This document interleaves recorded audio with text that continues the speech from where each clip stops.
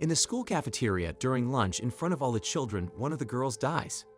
The news reports that America is gripped by a terrible infectious disease, which has already killed about 90% of teenagers. There is also the odd event of cars moving on their own and sudden electrical short circuits occurring. President Gray promises to solve the epidemic and save the children. Today is Ruby Dalley's birthday, and she is also the movie's protagonist. Her parents are worried about what is happening to the children in the country, but the girl assures them everything will be fine.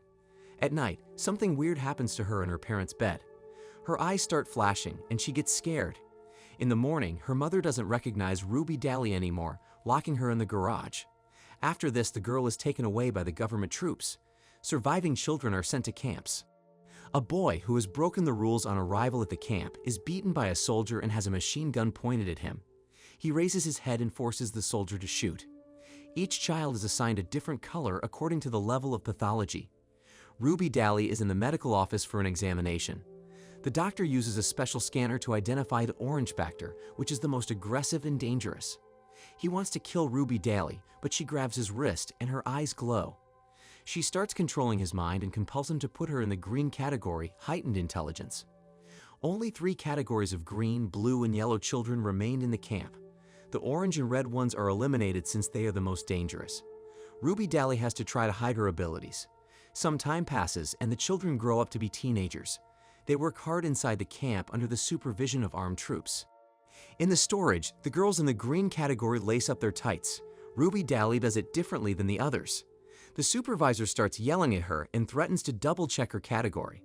A shipmate dares to intercede for her, for which she is immediately dragged out by her hair.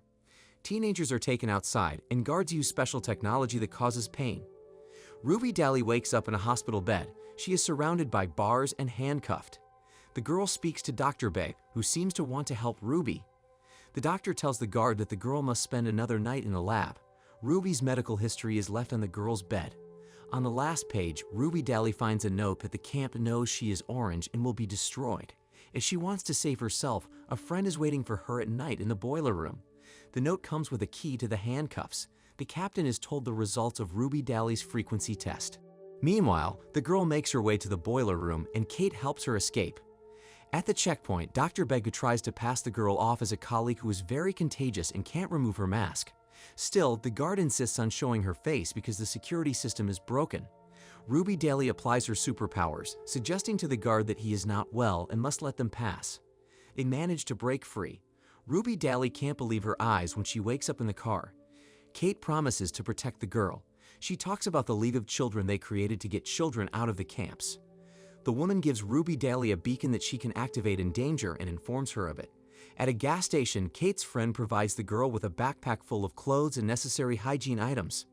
Ruby Dalley stumbles, a man grabs her arm, and the girl sees an episode of his life. She is frightened by what she sees and wants to escape.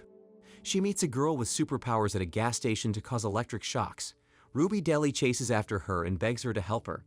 The girls hide in a van driven by 2 young men. Meanwhile, Kate and her friend look for Ruby Dalley and run toward the van. The van jumps out of the way. The guys in the van learn that Ruby Dalley has escaped from the camp. One of the guys, Liam Stewart, says he won't give her to the League. The other guy's name is Charles. There's a car speeding towards the van. There's a woman behind the wheel, and she shoots out the van's windshield. Chubs call her Lady Jane. She continues to chase the van, and she is chased by Kate and a friend. They ran her car. Liam Stewart has a plan. He leaves the driver's seat with Ruby Dalley in it. Liam Stewart, who has superpowers, creates a roadblock for the pursuers through the open back doors of the van. The guys in the van manage to pull away. Ruby Dalley wants to leave the boys to not burden them, but Liam Stewart holds her back and convinces her to stay. He's orange as well. Liam Stewart is convinced that Ruby Dalley shouldn't trust the League and that they are not their friends, even though Kate got her out of camp. He says the League studies their abilities first, forcing them to be violent and fight. The camp doctor is killed for misclassifying Ruby Dalley and is about to put a bounty on her capture. The guys stock up at an abandoned supermarket. Zoe provides the store with electricity and illumination. They are attacked by a group of 4 men in black. It turns out they are also kids with superpowers. The new acquaintances conceal the whereabouts of the leader of the League. Using her superpowers, Ruby Dalley forces one of the boys to talk. Still, The only thing he says is the abbreviation EDO. Charles and Ruby Daly manage to decipher the abbreviation. It's a radio wave frequency that they tune into to find out the address. Ruby Daly returns home but looks out the window and realizes her parents don't recognize her. She runs away from home, crying, and Liam comforts her. Outside the van, they are unexpectedly attacked by Lady Jane. She affects them with white noise. Liam Stewart is already handcuffed, but Ruby Daly saves the situation by telling Lady Jane that she should let them go and walk endlessly through the woods without rest or food. Exhausted, Ruby Daly faints. Upon waking up, Ruby Daly describes how she feels as the owner of Orange Category Superpowers. Liam Stewart now understands why she didn't kiss him then. The boys leave the van in the woods and continue on foot. The friends reach their destination, a place of happy children. Armed guys greet them with gunfire, but as they approach, one of them, Mike, recognizes an old acquaintance, Liam Stewart. The new arrivals are escorted to meet the leader, Clancy Gray. He has already heard of them and knows their names. Clancy Gray already knows where to apply their abilities, and he is overjoyed to meet them. The company is assigned to the 18th cabin. Liam Stewart and Ruby Daly danced at the party hugging. Ruby Daly's assignment is to be paired with the leader. He informs her that President Gray's father has authorized his son to search for a cure to save children with superpowers. But in reality, there is no cure, and the government won't stop because they are afraid of these kids. Clancy Gray promises Ruby that Daly will learn to control her powers for the greater good without harming those around her. For starters, he teaches the girl to inspire thought at a distance. They spend a lot of time together. Clancy Gray is concerned that Ruby Daly continues to hold back. He asks why she is so afraid of herself, but she has a secret she won't reveal to anyone. He asks her to trust him, believing only Orange can understand her. Ruby Daly gives them a glimpse into her childhood. Clancy Gray realizes that somehow she has erased herself from their memories. He doesn't know the mechanism or how to fix it, but they promise to try to find a way out together. Liam Stewart becomes an unwitting witness to the conversation when he accidentally walks through the door. He is upset because he thinks Ruby Daly is attracted to Clancy Gray. When he meets Liam Stewart in a conversation about her secretiveness, Ruby Daly emphasizes that they are different, and he can't help her because he isn't Orange. This offends the guy, and he walks away. Sitting by the lake, Charles and Ruby Daly talk about how the discipline of the place wears them out and that it's something like camp conditions. They dream of a life at home. The girl has a strange feeling about this place. In correspondence, sitting at his laptop, Clancy Gray reports to someone about the number of new children with search abilities by category and about Ruby Daly in particular. At the end of the correspondence, he adds the odd phrase, "time to harvest." When Ruby Daly enters his office, he instantly closes the correspondence.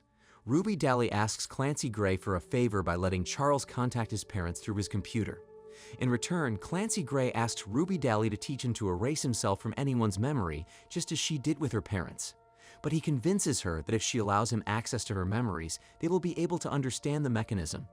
Clancy Gray penetrates Ruby Daly's childhood memories. After a moment when she has erased herself, he rolls her onto the bed to possess her in reality.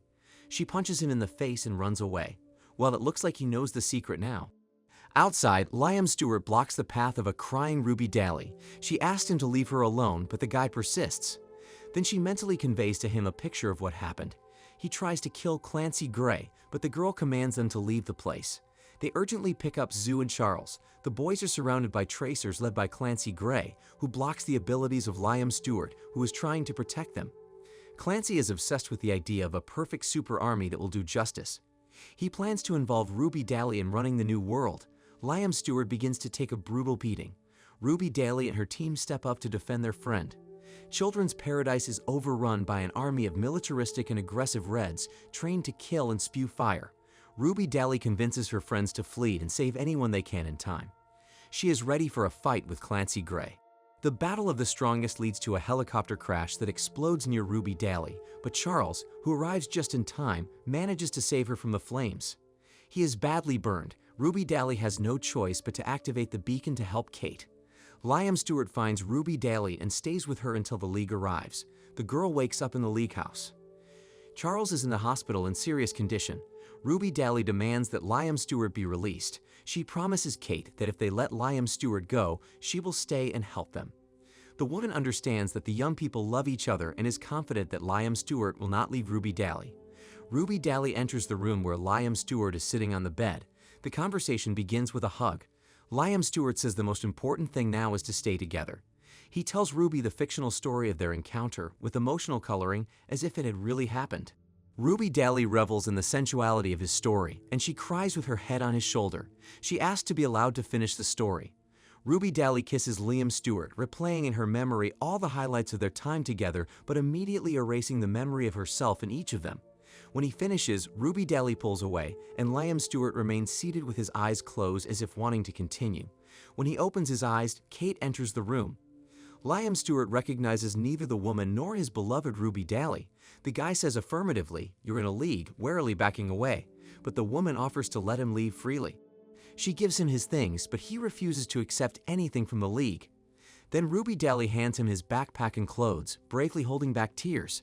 From her hands, he accepts the things as if he still feels a connection. He leaves the league grounds, though, looking around perplexedly for the last time. Ruby Daly sobs, seeing him off. She did it to save her friends in the name of a brighter future.